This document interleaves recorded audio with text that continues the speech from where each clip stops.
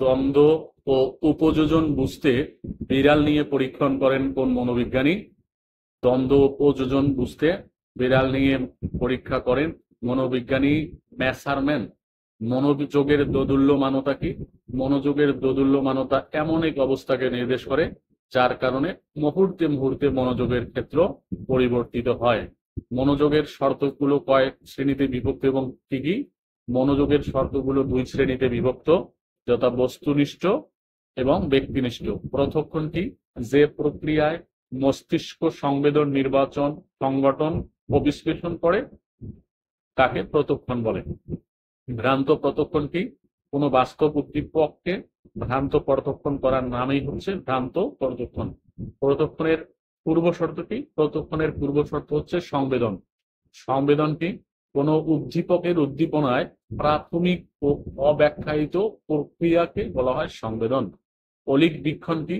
কোন বস্তুর উদ্দীপক ছাড়াই নিজের কল্পনা, প্রেরণা, আবেগ ও স্মৃতির প্রভাবে কোন বস্তুর প্রত্যক্ষণ করার নামই হচ্ছে অলিক বীক্ষণ। শিক্ষণ কি?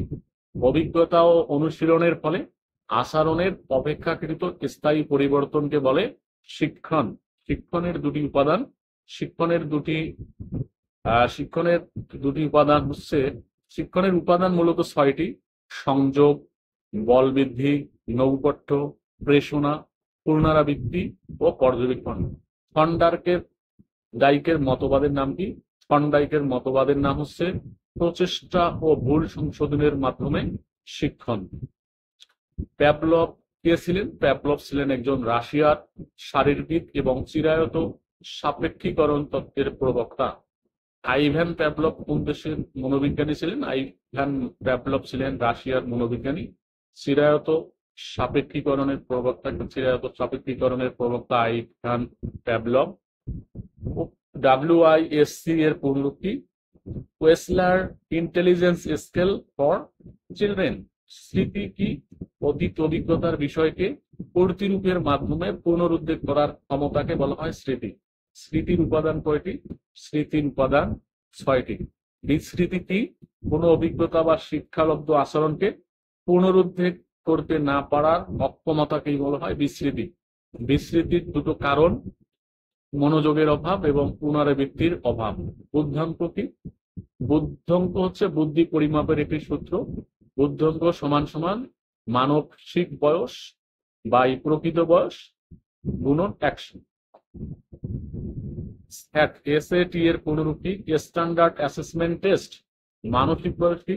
যে শিশু যে বয়সের উপযোগী পরীক্ষার প্রশ্নের উত্তর দিয়ে পরীক্ষায় উত্তীর্ণ হতে পারবে সেটাই হচ্ছে তার মানসিক বয়স। চিন্তন কি?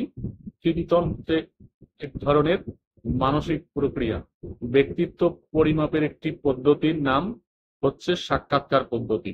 আরো আছে পরিস্থিতিমূলক পদ্ধতি। অন্তর্মুখী ব্যক্তিত্ব কি? যে ব্যক্তি সাধারণত স্বার্থপর, আত্মকেন্দ্রিক, কল্পনা বিলাসী ও অসামাজিক তাকে বলা হয় অন্তর্মুখী ব্যক্তিত্ব। রেটিং স্কেল কি?